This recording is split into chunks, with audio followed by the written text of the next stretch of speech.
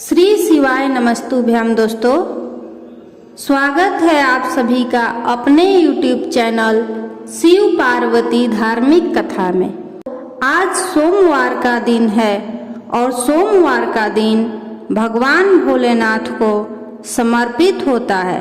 आज के दिन भक्त भोलेनाथ को प्रसन्न करने के लिए विशेष पूजा अर्चना करते हैं। सोमवार के दिन यदि हम भगवान भोलेनाथ की उपासना करते हैं तो वे प्रसन्न होकर हमें मनोवांछित वरदान प्रदान करते हैं। सोमवार का व्रत रखने से व्यक्ति की सभी मनोकामनाएं और सभी इच्छाएं पूर्ण होती हैं और उसे सद्बुद्धि की प्राप्ति होती है। नारद पुराण के अनुसार सोमवार व्रत में व्यक्ति को प्रातः स्नान करके शिव जी को जल और बेलपत्र चढ़ाना चाहिए तथा भगवान भोलेनाथ और माता पार्वती की पूजा करनी चाहिए। शिव पूजन के बाद सोमवार व्रत कथा पढ़नी या सुननी चाहिए। इसके बाद केवल एक समय ही भोजन करना चाहिए। सोमवार का व्रत दिन के तीसरे पहर तक होता है, मतलब सोमवार का व्रत शाम तक रखा जाता है। जो लोग सोमवार का व्रत रखते हैं उन्हें भगवान भोलेनाथ की विशेष कृपा प्राप्त होती है। तो आइए सुनते हैं सोमवार व्रत कथा।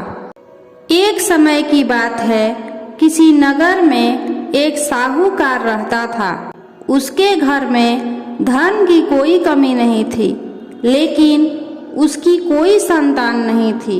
इस कारण वह बहुत दुखी था। पुत्र प्राप्ति के लिए वह प्रत्येक सोमवार व्रत रखता था और पूरी श्रद्धा के साथ शिव मंदिर जाकर भगवान शिव और माता पार्वती जी की पूजा करता था। उसकी भक्ति देखकर एक दिन माँ पार्वती प्रसन्न हो गईं और भगवान शिव से उस साहूकार की मनोकामना पूर्ण करने का आग्रह करने लगी।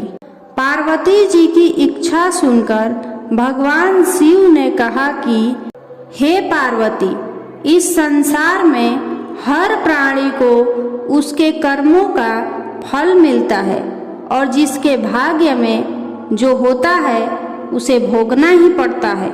लेकिन पार्वती जी ने साहूकार की भक्ति का मान रखने के लिए उसकी मनोकामना पूर्ण करने की इच्छा जताई।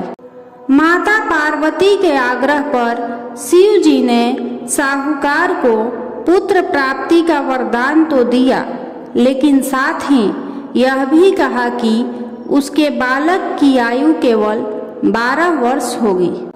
माता पार्वती और भगवान शिव की बातचीत को साहूकार सुन रहा था। उसे ना तो इस बात की खुशी थी और ना ही दुख।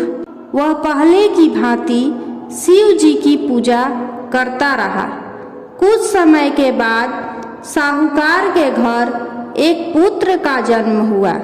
जब वह बालक 11 वर्ष का हुआ तो साहूकार ने उसे पढ़ने के लिए काशी भेज दिया। साहूकार ने पुत्र के मामा को बुलाकर उसे बहुत सारा धन दिया और कहा कि तुम इस बालक को काशी विद्या प्राप्ति के लिए ले जाओ और मार्ग में यज्ञ कराना। जहाँ भी यज्ञ कराओ वहाँ ब्राह्मणों को भोजन कराते और दक्षिणा देते हुए जाना। दोनों मामा भांजे इसी तरह यज्ञ कराते और ब्राह्मणों को दान दक्षिणा देते काशी की ओर चल पड़े। रात में एक नगर पड़ा जहाँ नगर के राजा की कन्या का विवाह था, लेकिन जिस राजकुमार से उसका विवाह होने वाला था वह एक आंख से काना था।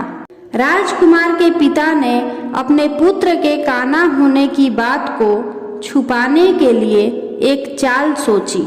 साहूकार के पुत्र को देखकर उसके मन में एक विचार आया।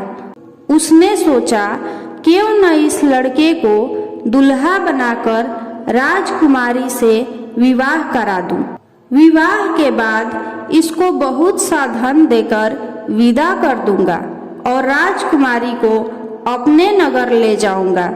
लड़के को दुल्हे का वस्त्र पहनाकर राजकुमारी से विवाह कर दिया गया। लेकिन साहूकार का पुत्र ईमानदार था।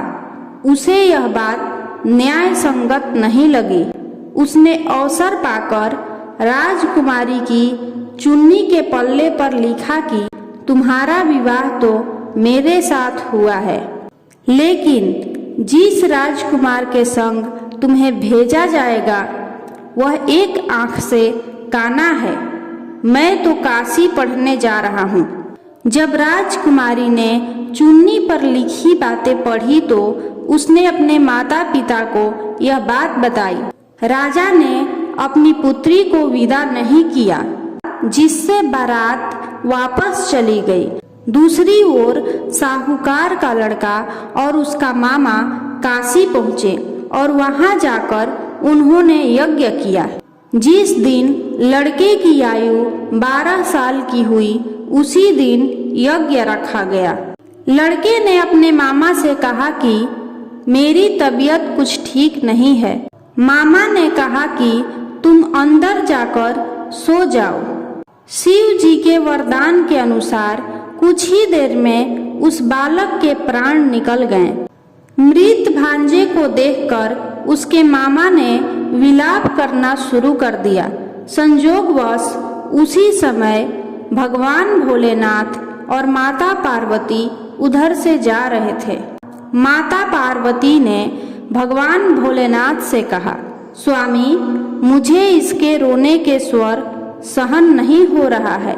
आप इस व्यक्ति के कष्ट को अवश्य दूर करें। जब शिव जी मृत बालक के समीप गए तो वह बोले कि यह उसी साहूकार का पुत्र है जिसे मैंने 12 वर्ष की आयु का वरदान दिया था। अब इसकी आयु पूरी हो चुकी है।